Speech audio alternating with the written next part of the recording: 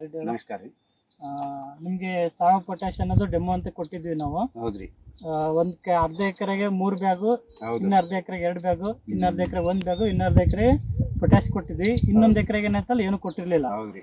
ಅದಕ್ಕೆ ನಿಮ್ಗೆ ಎಲ್ಲಿ ಏನು ಡಿಫ್ರೆನ್ಸ್ ಅನ್ಸುತ್ತೆ, ಇಲ್ಲಿ ಏನು ವ್ಯತ್ಯಾಸ ಅನ್ಸುತ್ತೆ, ಸ್ವಲ್ಪ ಅದ್ರ ಬಗ್ಗೆ ಹೇಳ್ಬೇಕು. ಆದ್ರೆ ಜರ ಈಚ ಕಡೆ ಗ್ರೋತ್ನು ಅದ, ಹ್ಮ್ ಮತ್ತೆ ಕಾಯಿ ಸೈಜ್ನು ಅದ, ಓಕೆ.